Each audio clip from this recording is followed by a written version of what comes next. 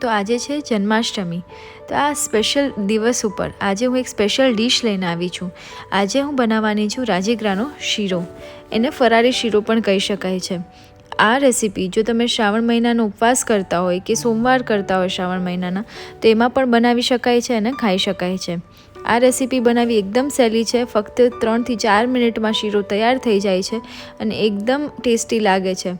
તો તમારા ઘરે ઠાકોરજીને તમે ભોગ ધરાવવામાં પણ શીરો બનાવીને ધરાવી શકો છો. એના માટે પહેલાં આપણે એક વાટકી એટલે અંદાજે 100 ગ્રામ જેટલો રાજગરાનો લોટ લીધો છે. હવે એક પેનમાં, હું અહીંયા નોનસ્ટિક પેન યુઝ કરું છું, તમે કોઈ પણ નોર્મલ લોયું પણ યુઝ કરી શકો છો, પણ એને સખત હલાવતું રહેવાનું છે જેથી એ ચોટે નહીં. તો અહીંયા મેં એક વાટકી લોટ લીધો અને સાથે 4 ચમચી જેટલું ઘી એડ કર્યું છે. તો રાજગરાનો લોટ અને ઘી આ બે વસ્તુ, અને બહુ ઝાઝા આમાં ઇન્ગ્રેડિયન્ટ્સની પણ જરૂર નથી પડતી.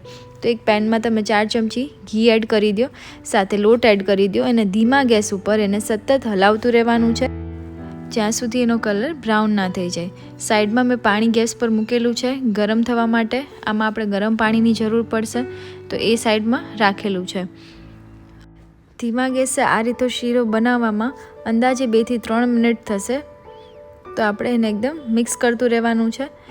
હવે આપણે એમાં એડ કરવાનું છે ગરમ પાણી, પણ એ પહેલાં હું તમને ખાંડનું માપ કહી દઉં. ખાંડ આપણે લેવાની છે, 1 વાટકી તમે લોટ લ્યો છો તો સામે પોણી વાટકી ખાંડ લેવાની છે.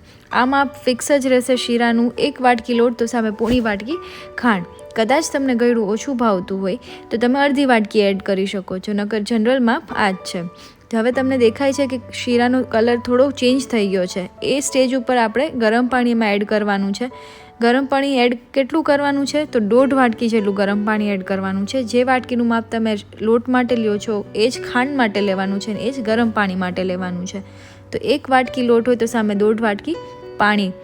પછી જેમ ક્વોન્ટિટી વધારે હોય તો તમે લોટમાં જેટલું પાણી સમાય એ રીતે તમારે એડ કરી દેવાનું છે. એકદમ ઢીલો પણ નહીં, એ રીતે પાણી એડ કરી દેવાનું છે.